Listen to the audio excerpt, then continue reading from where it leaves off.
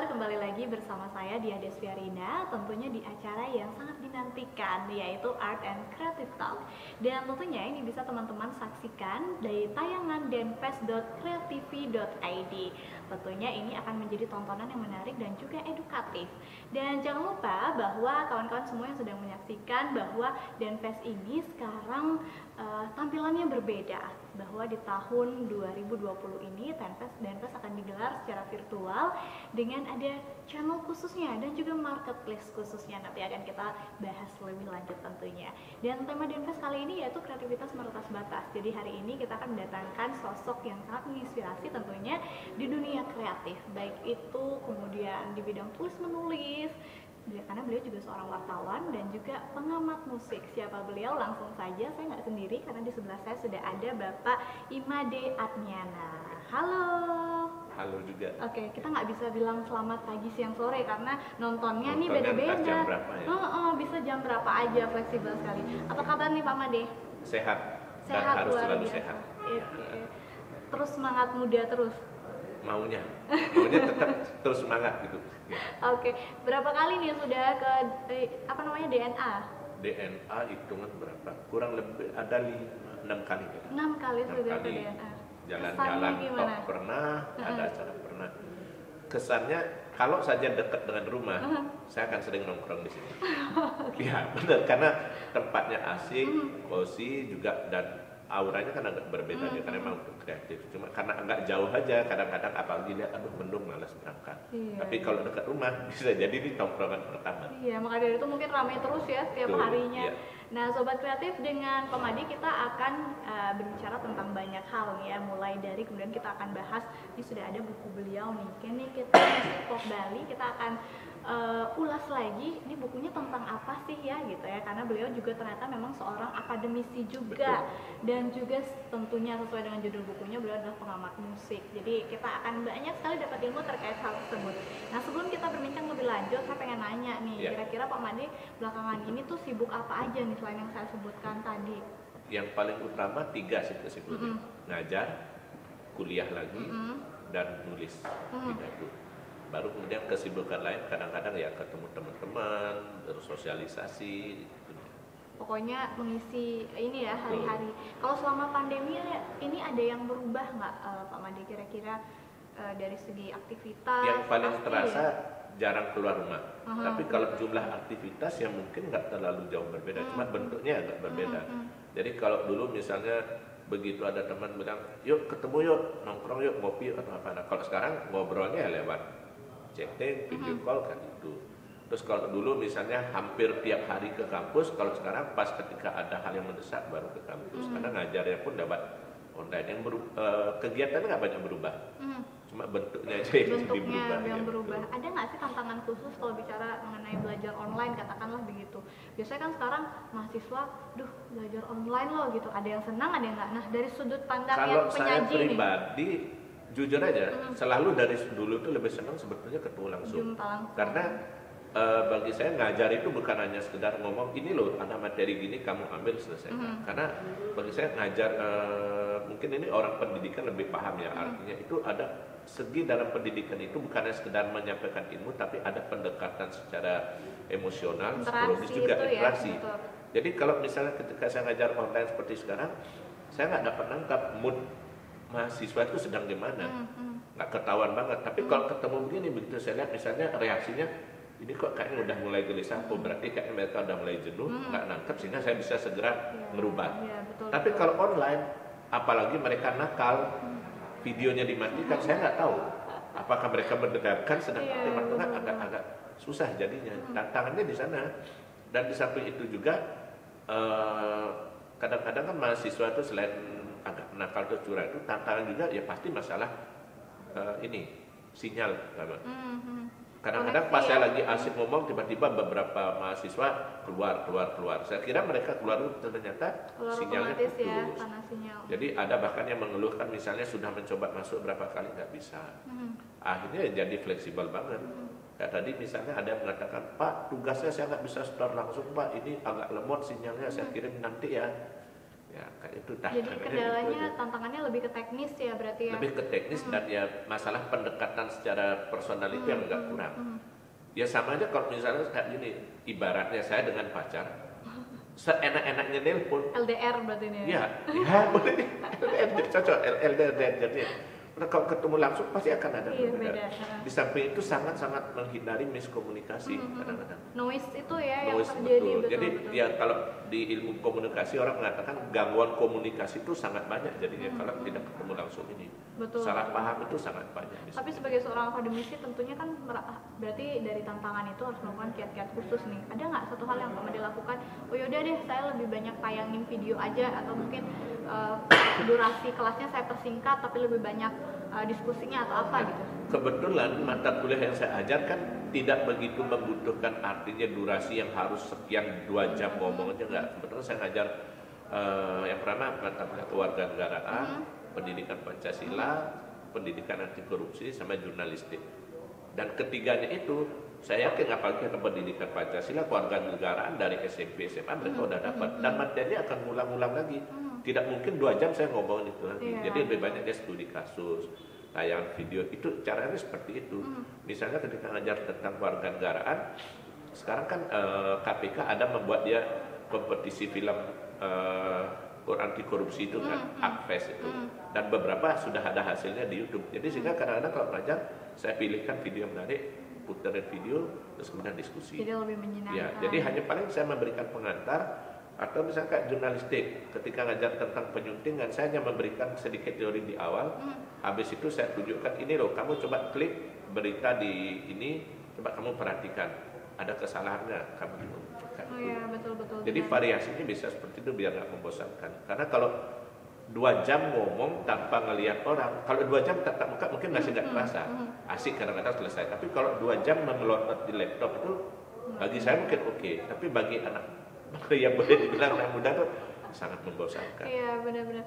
Nah, sobat kreatif, ternyata kalau dari perbincangan tadi kita ada satu hal nih yang harus kita petik ya, bahwa dengan menjadi seorang akademisi di masa pandemi ini juga harus terus kreatif terus. Jadi dituntut untuk inovasi apa lagi nih supaya mahasiswa tidak bosan, dan cocok sekali. Nah, termasuk kuisnya juga. Ini maka saya sendiri merasa bahwa saya nggak boleh kalah dengan anak sekarang. Betul. Karena keponakan saya yang SD saja mereka sudah tahu banyak hal tentang internet, sehingga mau tidak mau saya harus misalnya ketika orang mengatakan online, saya harus tahu Webex itu apa, Google Classroom, Zoom itu apa, terus kemudian kuisis seperti apa, terus kemudian ya Kahoot dan segala macam.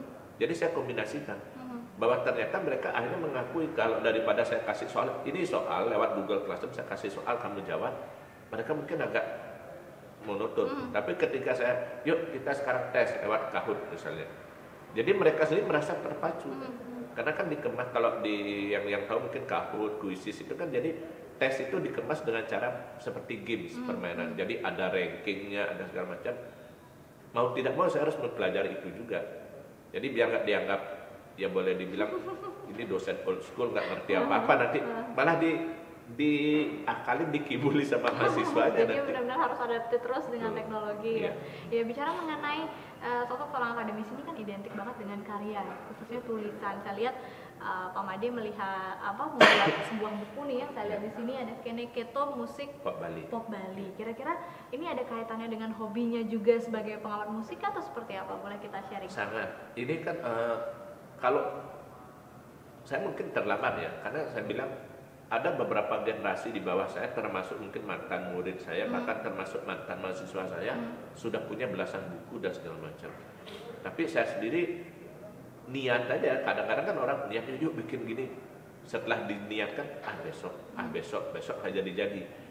Saya pun rencananya menulis buku dari beberapa tahun lalu, sudah kepikiran nulis buku, tapi entah karena ya mungkin kesibukan apa-apa jadi tertunda-tunda. Sampai akhirnya saya selalu ingat omongan salah satu kawan yang mengatakan misalnya kalau seorang penulis, seorang akademisi, peninggalannya berupa apa? Ya berupa karya, buku. Berupa karyanya berupa buku. Kalau penyanyi dia punya karya kaset sih. Nah, kita punya karya apa? Ya buku. Nah, kebetulan kemudian juga ada kesempatan tahun yang lalu saya mendapat penghargaan dari gubernur, itu penghargaan dari Festival Bali Jangi untuk kategori Pengabdi Kritik Musik dan Film. Nah, kemudian setelah mendapat penghargaan itu, kami dari para penerima 8 orang didorong untuk istilahnya dari penghargaan itu apa yang dapat kita lakukan. Akhirnya kita mendedikasikan penghargaan itu dalam bentuk buku. Dan karena terdorong itu saya berpikir mau tidak mau tahun ini buku ini harus jadi, itu target saya. Dengan segala kekurangannya akhirnya ya jadi. Ini dia. Kalau boleh tahu nih dalamnya tuh ulasan tentang apa aja Pak Made? Ya, kalau dilihat dari judulnya sebenarnya udah bisa ditebak. Kene itu begini begitu. Ini juga ada yang mempertanyakan kok judulnya katanya ada seorang waktu pernah ada diskusi online itu ada peserta dari Jawa, dia nanya ini bukunya apa maksudnya, ini artinya kene itu apa. Kene itu kan ya begini begitu. Awalnya mau saya pakai judul Bunga Rampai atau Bunga Rampai lagu Pop Bali. Tapi kalau Bunga Rampai kan udah terlalu umum, banyak yang pakai. Serius sekali kesannya. Dan serius. Nah, jadi Bunga Rampai berarti ya kecil-kecil banyak yang pernah penik itu. Saya pikir ya kini-kini kayaknya lebih asik. Jadi karena materinya kan tentang lagu Bali. Jadi kini itu ya selain enak diucapkan dan terutama bagi orang Bali itu sudah istilah yang lumrah. Jadi isinya ragam hal tentang lagu Pop Bali. Mulai dari sejarahnya, tokoh-tokohnya, dari zamannya awal lagu Pop Bali mulai direkam sampai zaman milenial sekarang isinya. Dan itu komplit bisa dibaca di buku ini gitu ya? Kalau dibilang komplit, saya nggak berani mengatakan komplit nanti karena barangkali ada yang kurang. Tetapi artinya saya mencoba merangkum perjalanan itu. Dari perspektifnya Pak Made. Nah, itu yang menarik. Saya kira dari perspektif saya karena pernah ada pertanyaan seperti ini misalnya. Saya bikin buku ini, kenapa tokoh ini yang muncul? Kan ada tokoh lain yang belum muncul. Maka akhirnya jawaban saya itu tadi, ya inilah dari perspektif saya. Kalau misalnya orang lain mengatakan, si ini lebih cocok, si itu lebih cocok, yaitu perspektif mereka. Betul. Makanya di sini saya juga belajar. Kalau di awal ketika akan mengkonsep buku ini kan saya berpikir bagaimana buku ini bisa memuaskan semua orang. Tapi akhirnya saya sampai pada prinsip bahwa membuat satu karya, apalagi buku, itu kan sangat subjektif. Jadi perspektif kita. Sudut pandang penulis. Sudut pandang penulis. Jadi kalau misalnya ada yang suka, silakan. Kalau nggak ada yang suka, ya no problem bagi saya. Ya inilah versi saya gitu. Karya yang dedikasikan secara tulus gitu ya. Betul, itu dia. Jadi pas kali istilahnya tadi subjektif kita, betul. Berapa lama nih menulis ini Pak Made? Kalau pengumpulan materinya boleh dibilang ya cukup lama. Lama dalam arti kata sebagian materi dari buku ini saya cicil. Artinya kan mulai dari saya awal jadi wartawan tahun 92, materi itu udah mulai saya tulis. Ada sudah ada. Nah kemudian ketika akan membuat buku ini, saya jadi kepikiran, loh dulu kan kayaknya saya pernah yang nulis tentang itu. Akhirnya saya bongkar-bongkar arsip lagi. Ya, betul. Jadi kalau secara materi nggak terlalu lama sebetulnya. Ya separuhnya adalah kumpulan materi yang sebelumnya, separuh materi itu baru muncul idenya sekarang. Tiba-tiba saya berpikir nama-nama penyanyi Bali kok unik ya. Kenapa kok namanya Lolot ya? Kenapa kok misalnya ada yang pakai nama misalnya De Antonia? Kenapa ada namanya Senior? Akhirnya saya telusuri, oh ternyata ada kisah menarik di balik nama-nama itu. Nah itu materi baru dia. Jadi pengumpulan materi nggak lama. Yang mungkin sedikit lama itu ya proses mengkompilasi itu, bahwa artinya wah ini kepanjangan, wah ini kurang. Cocoknya di sini, di layoutnya karena seperti begini, apa? yang rumitnya lagi kan kalau saya bilang membuat buku seperti ini, saya pakai satu bab misal, satu bab tentang perkembangan lagu Bali dari zamannya Anak Agung Made Cakra almarhum sampai zamannya Harmonia sekarang. Itu kalau mau dicari itu ada berapa generasi berbilang dari generasinya Bung Cakra, Yong Sagita, Widi Widiana, Lolot sampai sekarang itu udah berapa generasi. Berarti masing-masing generasi itu ada beberapa penyanyi dan ada beberapa grup band. Kemudian saya harus menyebut nama penyanyinya, nama albumnya, lagunya. Nah untuk itu saya harus bongkar-bongkar koleksi lagi. Saya bongkar kaset-kaset saya lihat lagi. Oh ada penyanyi namanya ini, oh lagunya ini di album ini. Proses itu agak lama. Padahal sebetulnya munculnya sedikit aja, hanya menyebutkan bahwa misalnya oh pernah ada penyanyi yang namanya misalnya dulu ada grup band itu namanya misalnya apa namanya Falguna gitu misalnya. Cuma hanya menyebutkan bahwa pada periode ini ada band dari Tampak Siring, dari Karangasem yang namanya Falguna. Falguna itu personilnya ini, lagunya ini. nggak lebih dari satu paragraf. Tapi untuk mencarinya itu saya harus bongkar-bongkar kaset dulu. Itu yang lama. Ya. Betul. Ini benar-benar pure dikerjakan sendiri atau ada tim khusus juga sendiri untuk bantu? Kalau yang menulis pure sendiri. Full saya sendiri. Bukannya saya tidak percaya dengan yang lain. Kadang-kadang ini karena kerja tayang aja. Dan tes juga kan? Betul. Jadi kalau untuk cover ya saya dibantu oleh ada satu mahasiswa dari Stikom yang kebetulan desain grafis dan kebetulan masih ada hubungan keluarga juga. Tak kasih kamu dah yang bikin. Padahal kalau saya ditanya misalnya puas nggak dengan cover ini, dia kepinginnya sih nggak kayak begini. Tetapi kan saya nggak boleh egois. Iya. Biarlah ini jadi karya bersama. Ya, betul kolaborasi ya. Betul sekali. Saya tertarik dengan buku ini karena beberapa kali juga saya sempat menulis dan baru belajar juga Pak Made. Jangan-jangan bukunya lebih banyak malah dari saya. Tidak. Buku kreatif dan pasar masih bikin aktif. Jadi kemarin saya menulis ini juga, susah sekali ternyata menulis buku ya. Jadi pada saat ada Pak Made nih, saya mau wawancara. Kita baru tahu ternyata menulis buku itu tergantung mood kan. Iya betul. Bukan hanya penyanyinya, kita pun betul. Sudah siap laptop, sudah siap ngetik. Tiba-tiba agak malas tutup lagi. Iya, memang butuh inspirasi. Pada saat mood bagus tiba-tiba selesai banyak. Iya. Tiba-tiba yang anehnya kan begitu kalau menulis mungkin pernah ngalami juga. Ada mungkin beberapa bagian saya lupa dari buku ini. Ada 2 bab itu saya selesaikan secara maraton. Artinya tiba-tiba aja saya duduk, dapat ini ketik jadi 2 bab. Tapi ada yang 1 bab saya buka-buka berapa kali nggak selesai. Betul sekali. Sangat sensitif. Jadi ketika sudah hadir dalam bentuk fisik buku itu ada kelegaan tersendiri ya. Makanya kalau saya bilang ketika buku ini keluar ya, saya sih kebetulan belum berkeluarga, tapi saya membayangkan aja menunggu buku ini dicetak itu saya merasakan seperti kayak nunggu kelahiran anak ya. Perasaan saya seperti itu karena begitu awalnya bahwa ini harus selesai, udah janji dengan percetakan tanggal sekian. Begitu masuk percetakan udah lega, tapi mikir lagi jadinya kayak gimana ya nanti. Bener nggak posisinya atau ada yang khawatirnya kan begitu. Betul. Tiba-tiba nanti misalnya potongannya pas nggak, jangan-jangan ada gambar yang kepotong, ada gini lagi. Kekhawatir begitu keluar bukunya baru mikir lega. Tapi setelah ngeliat pun ini kok kayaknya kurang begini ya, kurang begitu ya. Tapi akhirnya saya bilang ya inilah sudah kira maksimal. Gitu ya. Berarti kapan ini diterbitkan pastinya? Ini saya kemarin karena sebetulnya saya lupa bahwa ada tanggal yang menarik juga sebetulnya 10/10/2020. Kemarin ketika saya berpikir September ini jadi tanggal cantik lah untuk momentum aja sebetulnya 9/9/2020. Jadi saya luncurkan 9 September. Itu padahal saya lupa ada 10 Oktober jika lebih asik lagi.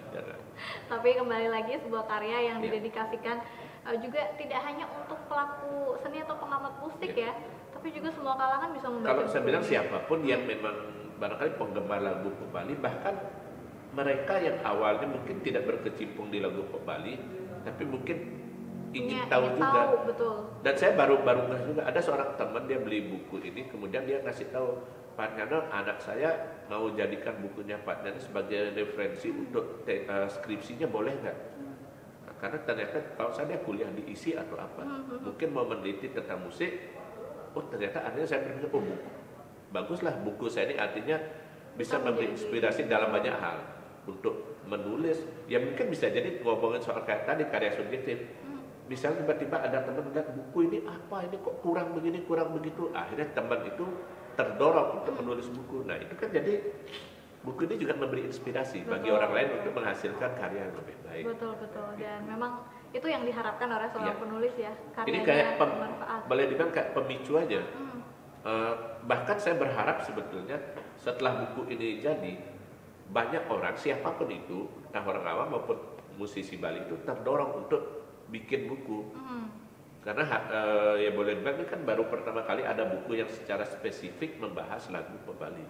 Nah mungkin setelah ini tiba-tiba ada penyanyi yang rasa bahwa oh ya betul ya, buku itu bisa jadi kayak bukti sejarah. Bisa jadi satu saat muncul buku biografinya Lolot, biografinya Widi Widiano misalnya yang ditulis oleh mereka. Itu yang saya harapkan. Jadi ini biarlah ini cuma kayak jadi pemantik aja, setelahnya akan muncul banyak buku yang lain. Betul sekali, karena itu jejak sejarah yang tidak akan pernah dilupakan gitu ya. Sometimes akan dibuka kembali dan catatannya penuh dengan prosesnya ya. Proses, kenangan, pahit-pahit, segala macam ya. Itu menariknya.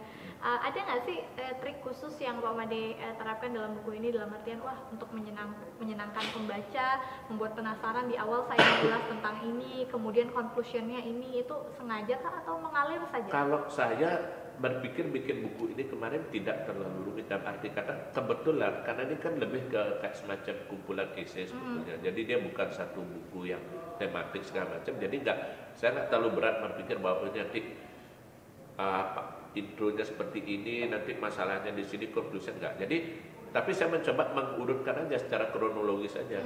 Mulai dari sebetulnya lagu Pok Bali itu apa sih? Kemudian sejarahnya, pelakunya, dan sampai yang terakhir ya tentang hak cipta.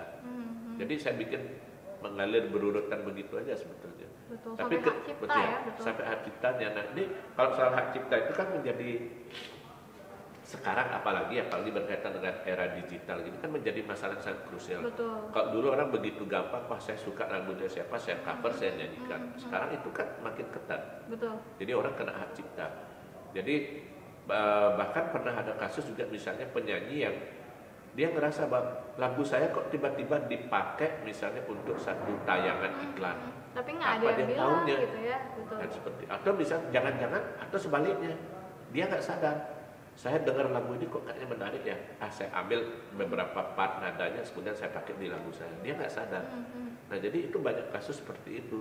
Dan secara ya boleh dibilang secara kecil-kecilan saya pernah memakai polling, bikin polling untuk para penyanyi Bali. Saya menanyakan tentang respon mereka tentang pendaftaran hak cipta. Nah itu hasilnya boleh dibilang ya cukup memprihatinkan. Tapi memprihatinkan itu kok dirunut ke belakang banyak penyebabnya. Kenapa saya bilang memprihatinkan? Mereka tidak begitu tergerak untuk mengurus hak cipta. Betul. Satu, karena mereka masih beranggapan bahwa seni itu bagi orang Bali itu kan ya melihatnya bikin lagu. Ini menarik nih Pak Made, maaf saya potong. Saya kan ada, ini asumsi aja sih. Orang Bali itu kan kalau berkarya itu tulusnya luar biasa ya. Jadi ketika mereka membuat suatu lagu ataupun karya apapun itu, urusan hak cipta itu urusan belakangan. Dan akhirnya buat aja, sampai banyak sekali lagu Bali itu kita nggak tahu siapa penciptanya. Itu yang terjadi karena mereka beranggapan bahwa berkarya itu ya untuk seni, untuk ngayang. Jadi mereka nggak terlalu berpikir. Jadi dibiarinlah terjadi. Tapi ketika kemudian jadi masalah, lagu dia dibawakan orang lain, baru dia berpikir. Kalau sekarang kan ya bukannya berarti kita bilang harus materialistis. Sekarang kan urusannya kayak begini, saya bikin lagu saya nggak begitu ngetop. Tiba-tiba misalnya dinyanyikan oleh orang lain, booming, dia dapat banyak pemasukan dari YouTube. Secara tidak langsung kita kan berpikir bahwa kok enak di dia ya, di saya enggak. Ketika itulah muncul problem dan itu sudah terlambat. Nah sebetulnya kan kalau dibilang hak cipta itu kan memberikan perlindungan, bukan memberi hasil. Karena pernah ada penyanyi yang bertanya secara sederhana dan menurut saya pertanyaan itu karena ketidaktahuan aja. Jawabannya seperti ini. Kalau saya daftarkan hak cipta, lalu saya dapat apa? Apakah langsung dengan saya daftarkan hak cipta, saya bisa dapat royalti atau apa? Mereka nggak paham bahwa hak cipta itu tujuannya ya ibaratnya kita beli payung. Kalau ada hujan bisa kita pakai, kalau panas kita pakai. Kalau nggak hujan, nggak panas ya nggak apa-apa. Itu. Jadi mereka berpikirnya ya semata-mata berpikir bahwa kalau saya daftarkan hak cipta, saya dapat royalti. Selalu ke sana arahnya, padahal belum tentu. Betul. Nah mereka tidak mau mengurus dan di samping itu kemudian bayangan mereka seperti ini, kalau mengurus hak cipta ya memang kan perlu biaya, walaupun nggak banyak. Seingat saya pendaftaran itu nggak sampai jutaan kok, cuma ratus ribu untuk mendaftarkan. Tapi sekarang mereka berpikir begini, saya bikin satu lagu dibayar misalnya lagunya itu oleh yang pakai lagu saya dibayar cuma 2 juta. Kalau saya pakai ngurus hak cipta aja udah kena sekian, lalu saya dapat berapa? Ada pemikiran semacam itu. Gitu ada hitung-hitung begitu istilahnya. Gedean bio ngurus hak cipta. Akhirnya mereka pikir udah biarin. Walaupun kemudian di belakang ngomel-ngomel juga, kok lagu saya dipakai gitu. Betul sekali, itu yang betul-betul harus kita edukasi ya. Harus terus diedukasi. Tidak karena hanya karya lagu saja ya. Agak rumit soalnya kalau dibilang kita perlu, mereka bilang perlu kok. Tetapi kemudian masalahnya, aduh males ngurus, aduh keluar biaya. Dan ya itu tadi masalahnya begini, kalau kita hitung-hitung duit aja misalnya, saya bikin lagu, misalnya saya beli lagu 2 juta, terus kemudian biar rekaman misalnya anggaplah satu shift dengan langsung dengan aransemen segala macam, misalnya 2,5 juta, udah pas 2,5 juta, bikin video klip dan segala macam. Total biaya yang saya habiskan untuk satu lagu sampai video klip misalnya sampai 10 juta, itu aja udah nombokin. Sekarang ngurus hak cipta lagi nih, ada anggapan seperti itu. Jadi meskipun sebenarnya anggapan itu harus mulai di ya, kalau kita bilang itu bukan persoalan semata-mata bahwa saya daftar hak cipta langsung dapat duit, nah, tapi sekali lagi melindungi karya kita, biar nggak keburu misalnya kayak lagunya Kiss misalnya tiba-tiba dibawakan oleh band dari Lampung, dibawa ke lagu bahasa Indonesia, dijadikan lagu bahasa Indonesia, kita nggak bisa ngomong apa. Karena memang betul. Atau kalau misalnya sekarang nggak usah jauh-jauh, di YouTube aja, saya bikin lagu, saya upload, tapi ketika terjadi kasus ditanya, kita pernah nggak mendaftarkan hak cipta? Karena kalau ketika ngupload di YouTube, kan udah harus diurus dulu itu copyrightnya, harus diurus dulu copyrightnya baru beres. Orang kita nggak pernah mendaftarkan, tapi kemudian terjadi kasus, ya kita nggak bisa ngomong apa. Ya, bicara mengenai musik nih sekarang Pak Made, tadi kita udah ulas terkait dengan pentingnya hak cipta ya, dan ini yang menjadi acuan juga untuk teman-teman musisi ya, supaya tidak terjadi hal-hal yang tidak diinginkan. Ya, biar nggak nanti istilahnya ada sesal di belakang. Betul. Tapi mengenai karya nih, menurut Pak Made sebagai pengamat musik, apakah ada peningkatan nih kreativitas dari teman-teman musisi dalam menciptakan sebuah karya? Kalau saya bilang, apalagi ini kaitan dengan teknologi dan segala macam, peningkatan secara kuantitas banyak, sangat banyak. Bandingannya kayak begini misalnya, ketika tahun akhir 90-an, studio rekaman terbatas. Terus kemudian orang yang mau menjadi penyanyi, mereka harus berpikir gimana, harus istilahnya kayak mengajukan demo ke label rekaman. Berarti harus satu karya harus bagus, kemudian harus ngantri. Saya bawa misalnya ke rekor mana, mereka sedang menaikkan artis siapa, saya harus ngantri dulu. Ada kemungkinan ditolak juga. Banyak, orang mereka bahkan yang boleh ditanya kayak lolot atau apa, pernah ditolak berapa kali. Ngantri seperti itu. Kemudian berarti seperti persaingannya agak susah, sehingga jumlah penyanyi sedikit, peluang sedikit, media sedikit. Bandingkan dengan sekarang misalnya, kalau mereka mau rekaman zaman sekarang tidak wajib, tidak harus ke studio rekaman. Kenapa saya bilang tidak harus? Bayang dulu kan kalau studio rekaman itu satu ruangan, ada mixer besar dan segala macam. Kalau sekarang enggak, ada yang disebut dengan home recording. Home recording isinya apa? Cuma satu laptop, ada mic, ada speaker, lebih simpel ya. Lebih simpel. Maka orang bisa rekaman dari rumah. Belum lagi di-uploadnya bisa biaya di lebih YouTube. murah. Terus kemudian jadi harus nunggu rekod enggak? Sendiri pun bisa lakukan. Ngedit sendiri, bikinin lagu sendiri bisa. Rekaman video misalnya tak punya biaya untuk video klip, pasang kamera HP, sambil dia live main di studio langsung direkam. Live 3-4 kali dengan pakaian berbeda, diedit jadi video klip. Sesimpel itu. Simpel itu. Atau kalau nggak minimal bikin video lirik. Sudah jadi. Betul.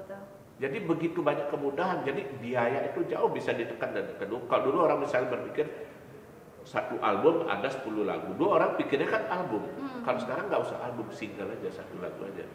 Dulu satu album 10 lagu. Beli lagu berapa, sewa studio rekaman berapa, video klip berapa, itu biaya puluhan juta. Kalau sekarang bahkan ada yang menjual paket. Dengan paket 5 juta itu sudah dapat lagu, rekaman, video klip. Bahkan sudah langsung kalau mau langsung di manajerin, artinya di manage langsung orang ya. itu punya label, labelnya itu kayak manajemen artis. Langsung dia yang ngurus penayang di YouTube ada. Sebegitu mudahnya. Itu menyebabkan artis siapapun sekarang bisa jadi penyanyi. Kalau dulu misalnya benar-benar harus bisa nyanyi, bisa bermusik baru diterima. Kalau sekarang falas-falas sedikit, paling jawabannya bagaimana? Gampang, itu bisa diakalin. Itu jadi, sebenarnya kerugian atau seperti apa? Nah, dampaknya kan sekarang dari sudut pandang yang berbeda ya. Dari sudut pandang itu ada, kalau dari satu sisi kreativitas, kelihatan kreativitas berkembang. Terus kemudian jumlah karya naik. Kualitas nih sekarang. Kualitas jauh. Kalau saya bilang bukan berarti meremehkan ya, karena tetap bagi saya kita harus menghargai sebagaimanapun kreativitas seseorang harus kita hargai. Bahkan kalau dibilang lagu yang dicaci maki, lagu yang dicerca sebagai lagu paling buruk pun menurut saya tetap kreativitas yang harus dihargai. Tetapi kalau dibandingkan dengan misalnya berbicara kualitas, memang jauh. Kenapa? Karena kalau sederhana misalnya, dulu prosesnya orang bikin lagu dari sini kan. Begitu dia kayak dapat inspirasi atau apa bikin lagu dan keluarnya dari sini, cenderung lagu itu menjadi kalau orang bilang bertaksu kan. Sampai di hati juga. Sampai di hati. Bahkan lagu-lagu lama yang kalau dinyanyikan sekarang itu masih asik. Iya. Salah satu yang paling sederhana misalnya lagu Kidung Kasmaran. Betul.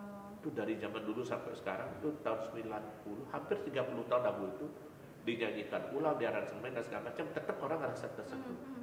Tapi periode belakangan kita lihat ada beberapa lagu yang booming, meraih viewer jutaan di YouTube, tapi begitu datang lagu yang lain tenggelam. Oke, jadi maksudnya Istilahnya kayak boleh dibilang ya seperti orang mungkin mengatakan seperti orang kembang api. Iya. Jadi kelihatan indah, megah, tapi habis sebentar gitu aja. ya. Jadi kualitasnya kebanyakan seperti itu. Dan akhirnya ya lihat juga, si ini sekarang ngetop, lagunya kayak gini. Akhirnya orang berpikir, yuk bikin lagu yang kayak gitu. Jadi orang bisa jadi follower, ya, betul. Ikut-ikutan, jadi lagu seragam. Betul. Sudah begitu kemudian pemilihan tema lagu, pemilihan bahasa juga ya cenderung sekarang kan orang berpikir biar enak aja. Jadi, nah karena tujuannya sudah berbeda, arahnya berbeda, hasilnya akan berbeda juga. Sekarang kan targetnya bagaimana. Kalau dulu barangkali orang berpikir walaupun tetap beranggapan bahwa kaset halus laku, tapi dia bikin karya sebaik-baiknya. Kalau sekarang bukan karya yang sebaik-baiknya, tapi karya yang laku. Jadi laku dalam arti kata, iya, beda ya. Biar melihat gimana caranya biar viewernya bisa tembus 1 juta. Meskipun biar subscribernya bisa menambahkan itu sekarang. Meskipun itu juga tidak salah, Pak Madea. Ya itu nggak salah, tapi kalau dibandingkan tadi yang saya bilang bahkan dulu dan sekarang, secara kualitas naik. Betul. Kualitas turun. Kenapa saya bilang kualitas naik? Tahun lalu saya dengan tim Anugerah Musik Bali ngecek untuk lagu pop Bali aja yang sempat terdata, saya bilang sempat terdata, itu hampir 250 lagu dalam setahun. Belum lagi lagu yang tidak terdata. Sehingga bisa dikatakan dalam setahun itu ada sampai 300 lagu pop Bali baru yang muncul. Ya, kalau orang Bali bilang, wah dia tinggal lagu Bali jadi sebegitu banyaknya.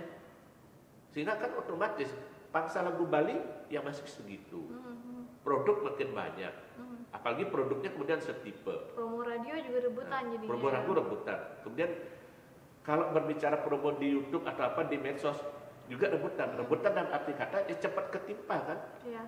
Pagi ini upload video, nanti malam udah ada video baru lagi yang naik. Betul. Sehingga kalau lagu itu tidak punya karakter, lagu itu memang tidak baik, tidak bagus, yang muncul berarti hilang, tantangan musisi masa kini itu sebenarnya apa nih menurut Pak Madi? Membuat karya yang khas dan unik. Oke, membuat karya yang khas dan unik gitu ya. Kalau kita sebut misalnya salah satu contoh kita sebut Masa Kepung misalnya. Mereka bikin lagu Tua Adalah Nyawa. Kita terlepas dari kontroversi soal isinya atau apanya, tapi lagunya itu kan khas. View-nya bisa sampai jutaan.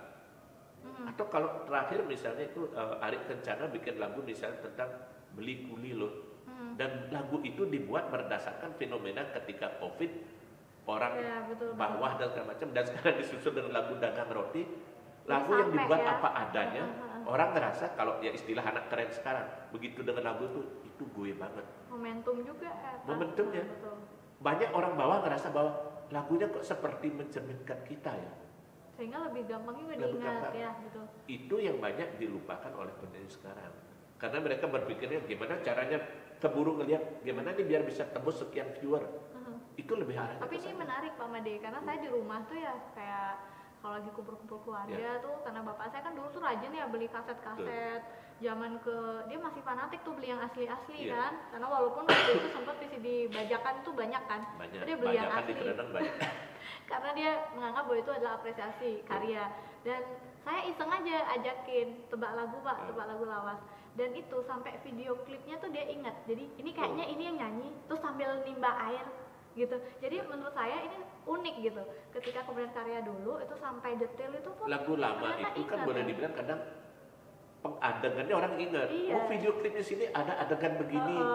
Lagu ini ada intronya gini, orang hafal. Nah kalau sekarang ketika karyanya itu hampir seragam, sama, ya, mendengar band satu dengan band lain, temanya tema cinta, musiknya hampir sama, susah. Sehingga akhirnya yang bertahan itu yang memang yang punya ciri khas yang saya bilang tadi. Betul-betul itu yang harus benar-benar tahu nih kira-kira cocoknya segmennya kemana, karakter kita seperti apa. Jangan lupa membangun karakter. Ada gini contoh kalau saya bilang soal karakter ya, kita tidak melihat kesuksesan band itu kan hanya dari jumlah viewer atau lagunya. Saya ambil contoh kalau di nasional ya misalnya, ada satu band, itu bandnya Dewa Bujana dan Arman Maulana, Gigi. Dibandingkan dengan band semasanya, Dewa 19 dan segala macam, Dewa 19 Jamrud apalagi Ceylon Seven, albumnya terjual sampai 2 juta dan segala macam. Gigi pernah nggak sampai 2 juta, 3 juta? Pernah. Tetapi kemudian walaupun Gigi tidak sampai jutaan, bandingkan sekarang dengan rekannya itu tadi. Ketika band yang lainnya sudah mulai hilang pamornya, Gigi masih tetap stabil. Dia punya ciri khas. Itu. Jadi artinya masih bisa bertahan betul, ya. Ya mungkin dia tidak booming banget, tetapi dia selalu ada dengan ciri khas. Dan itu ditunjukkan oleh beberapa penyanyi Bali juga. Taruhlah kalau misalnya kita bilang, saya sebut salah satu contoh misalnya Jun Bintang. Baru kemarin bisa wawancara beli Jun. Jadi kita buka-bukaan aja. Kalau pengamatan saya, boleh ditodong Jun Bintang atau produsennya tanya langsung, berapa keping kaset Bintang yang laku, sampai nggak jutaan? Atau ketika kita nggak mungkin nggak jutaan ya. Kalau misalnya waktu itu zamannya Lolot sampai 60.000 keping, Bintang sampai 50.000 keping, mungkin tidak. Tapi kalau kita menyebut sosok misalnya Bintang, dalam hal ini diwakili oleh Jun, sampai sekarang tetap ada. Berarti itu dia karakter dan personal branding. Karakter personal brandingnya, dia punya bahwa orang akan kenal bahwa Jun Bintang itu adalah orang yang kreatif. Jun Bintang itu tahu bagaimana memposisikan diri, membranding diri ya seperti itu. Sehingga melekat di hati masyarakat. Dan akan tetap ada. Atau kalau misalnya sekarang Widi Widiana, walaupun sekarang banyak muncul penyanyi baru era lagu berubah, Widi Widiana tetap banyak diminati. Kenapa? Dia punya ciri khas. Nggak pakai sandal kalau nyanyi. Salah satunya itu, mau pakaian apa nggak pakai sandal, salah satunya. Kemudian dia juga lagu yang paling cocok Widi Widiana, misalnya lagu yang berirama Mandarin atau agak yang slow. Ketika Widi Widiana mencoba membawakan lagu yang modern sekarang, mungkin agak sulit itu. Karena nggak karakternya. Betul. Jadi kembali ke awal tadi, bagaimana dia mengenali karakter dirinya dan menjadikan itu sebagai modal utama dia untuk tetap eksis. Betul, bukan justru malah mengikuti. Maka saya punya istilah, sehebat-hebatnya seorang follower, selama-lamanya akan tetap jadi follower. Maka mungkin ada bilang, wah ini keren ya, lebih keren dari aslinya nyanyinya. Tapi tetap ketika menyebut judul lagu siapa? Ya lagu yang pionirnya dong disebut. Betul. Dia adalah covernya kan gitu jadinya. Pak Made bicara mengenai karakter nih. Kalau misalnya ini kita khusus ke grup band misalnya. Ini kan banyak sekali yang mengatakan bahwa vokalis itu sangat menentukan karakter dari band itu gitu. Jadi kehilangan vokalis berarti udah istilahnya udah harus was-was nih gitu kan. Nah menurut Pak Made itu benar apa enggak sih atau cuman asumsi aja? Kalau pengamatan saya sebagian iya, tetapi tidak mutlak. Kenapa saya bilang tidak mutlak? Karena kadang-kadang ada kekuatan band itu tidak selalu ditentukan oleh vokalis. Contoh misalnya kalau di barat kita lihat misalnya dulu ada grup band seperti misalnya siapa tuh namanya Deep Purple misalnya, itu kan gitarisnya Ritchie Blackmore.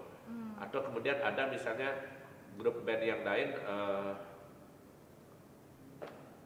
siapa tuh namanya, kalau White Lion kebetulan vokalisnya. Jadi tidak selalu ada di vokalis. Kadang-kadang orang terkenal karena gitarisnya. Ceylon Seven misalnya juga, antara vokalis dan gitaris itu sama-sama menonjol. Sehingga kalau kita bilang apakah kalau misalnya Duta keluar Ceylon Seven akan ambruk, belum tentu. Karena dia punya kekuatan yang sama. Nah, kenapa itu bisa terjadi? Karena di grup band itu kan kadang-kadang pembagian peran itu yang tidak merata, kalau dibilang. Sehingga bisa jadi akhirnya yang membuat benar-benar menonjol itu satu orang aja. Dan celakanya kan ketika satu orang itu keluar, habislah band itu. Betul. Karena artinya pembagian peran itu menurut saya sebetulnya semua bisa ditonjolkan. Tapi tetap tidak harus diakui. Orang kadang-kadang mendengarnya memang karena vokalis yang menentukan ciri khas. Artinya kayak begini, musik siapapun bisa menirukan. Begitu dia dengarkan grup gitarnya kayak begini, dia cari nada, dia bisa lakukan semirip mungkin. Tetapi kalau vokalis sudah terlanjur melekat, itu yang susah digantikan. Itu dia. Situ PR-nya berarti ya. PR-nya di sana. Kecuali kalau dia dapat yang vokalis yang barangkali tidak apa istilahnya, mungkin tidak sama persis, tetapi paling tidak dia punya karakter yang kuat, dia menjadi dua versi. Maka kalau orang membandingkan misalnya dulu contoh kalau di luar negeri misalnya, mana lebih di luar negeri, di nasional, mana lebih bagus Dewa 19 vokalisnya Ari Lasso atau Bilang Once? Kalau menurut saya nggak bisa dibandingkan. Kenapa? Karena sama-sama bagus.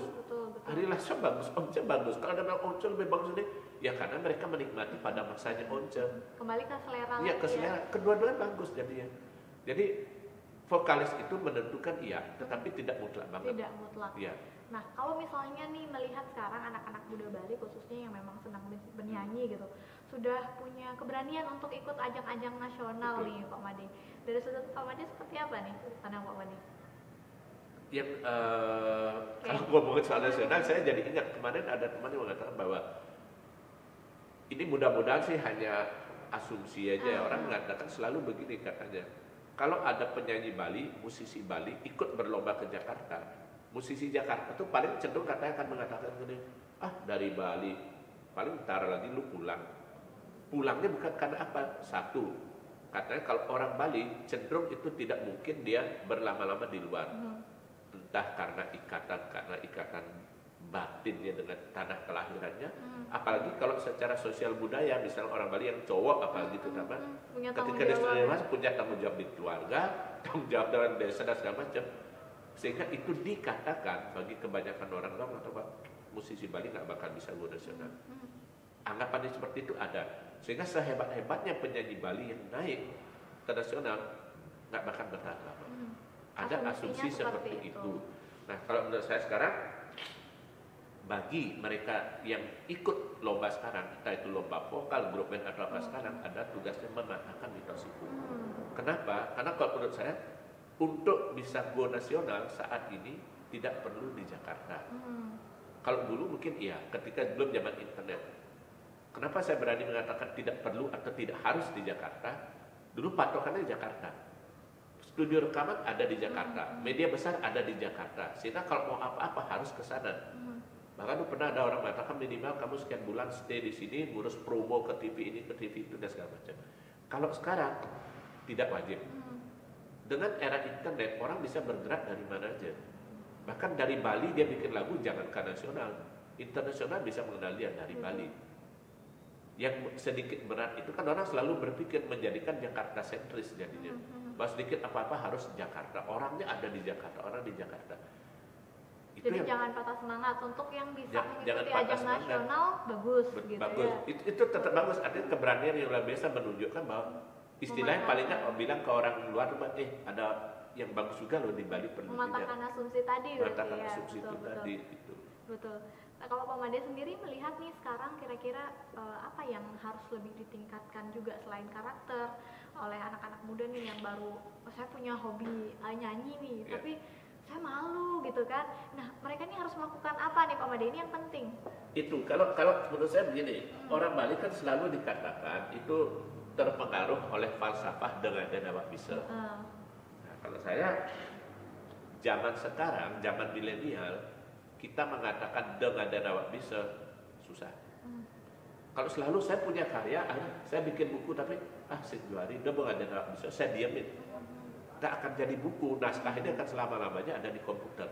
Saya punya lagu bagus, saya bisa nyanyi, tapi ketika dibilang rekaman dia, nggak jadi. Jadi jangan salah, kalau menurut saya pribadi, jangan salah menafsirkan arti kata dengan dan awak bisa itu. Bukan berarti kita kemudian menjadi rendah diri, tidak mau tampil. Justru ayo kamu tampil. Dengan dan awak bisa itu dalam arti kata jangan congkak, jangan sombong. Betul. Masih banyak yang perlu dipelajari. Itu dia sebetulnya intinya. Kalau dilihat untuk diri sendiri ya, lagu dengan dan awak bisa kan poinnya itu di belakangnya itu Bapak. Dia pendiri masih nuliu dipelajari. Itu intinya, bukan pada kata dengan dan awak bisanya. Artinya kalau misalnya kamu punya kemampuan apa, ayo tunjukkan. Ketika merasa bahwa ini kok belum seberapa ya, kalau merasa belum seberapa, tingkatkan kreativitasnya. Tapi ketika sudah sampai di puncak jangan sombong juga. Itu dia. Jadi kalau menurut saya itu perlu tetap jangan terendah di kan sekarang orang berkata apalagi kalau bertemu lomba ketemu dari Jakarta, gini langsung ciut menurut saya. Jadi apalagi kalau dia misalnya ikut lomba, gitarnya merek terkenal, gini langsung ciut. Jangan ya. Kalau menurut saya berani memunculkan diri sekecil apapun. Zaman sekarang yang berani menampilkan diri itu bukan pamer, tapi dalam arti kata mengatakan bahwa dia punya kreativitas gitu. Berani mengeksplor lah ya kemampuan yang kita kan nggak pernah tahu. Kalau anggap itu nggak usah jauh-jauh. Sekarang ketika era internet itu banyak YouTuber yang bahkan kerjaannya ngapain?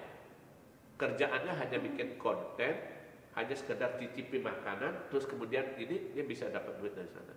Orang dulu nggak pernah menyangka kemampuan itu ada. Maka sekarang kalau punya kemampuan apapun itu, kreativitas itu harus terus diasah dan tunjukkan. Bahkan yang paling sederhana aja, misalnya di rumah punya hobi masak, ya nggak apa-apa sekali waktu habis masak foto pasang di Instagram. Siapa tahu ada orang tertarik, kita diundang menjadi komentator, muncul. Atau bahkan dipesan. Betul. Iya Pak Made, menarik sekali perbincangan kita. Tapi terakhir nih Pak Made, saya yakin kalau bincang panjang ini pasti akan habis-habisnya ya. Cuman kita perlu tahu nih perspektif dan harapan Pak Made selaku akademisi juga, selaku pengamat seni juga khususnya musik itu seperti apa? Silakan. Terhadap di era masa kini harapannya seperti apa? Kalau berbicara soal era masa ini, ada satu kata kunci menurut saya yang tidak harus selalu kita ingat, itu masalah perubahan. Bahwa kita nggak selalu orang mengatakan berada, wah ini sekarang saya udah cukup segini, udah segini aja. Atau misalnya saya ngerasa nyaman di sini, orang sudah nyaman, dia nggak mau berubah. Enggak. Kita harus selalu siap dengan segala perubahan. Termasuk dan era sekarang.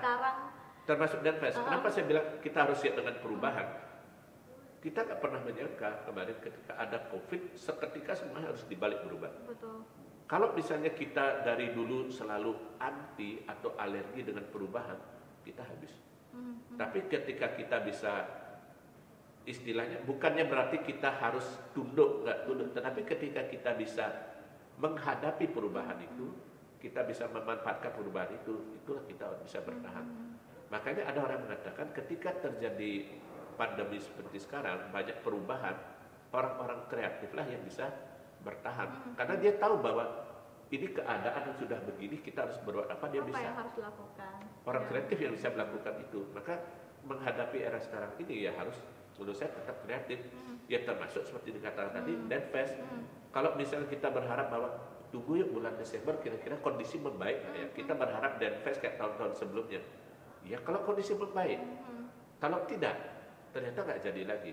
Maka satu-satu cara harus kreatif. Makanya ketika Denfest berubah sekarang dalam bentuk sebagian besar acara virtual atau apa, ya inilah menurut saya bagaimana sikap kita menghadapi perubahan itu.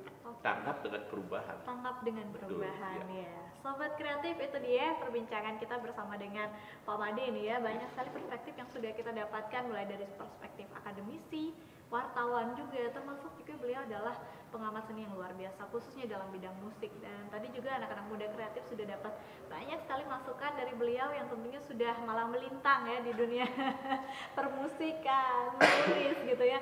Dan saya yakin ini akan memberikan banyak inspirasi khususnya juga kepada sobat kreatif yang sudah menonton di rumah. Dan Pak Made juga mengajak kita untuk terus nih terus pantengin terus nih informasi-informasi kreatif di denfest.creativity.id. Untuk itu saya tidak akan menyimpulkan banyak, Pak Made tadi sudah menyampaikan luar biasa. Jadi tetaplah kreatif dan produktif dan tunjukkanlah bakatmu. Jangan takut untuk mengeksplor diri dan manfaatkan digitalisasi dengan positif. Untuk itu saya Dian Fiarina pamit undur diri. Tapi sebelum itu kita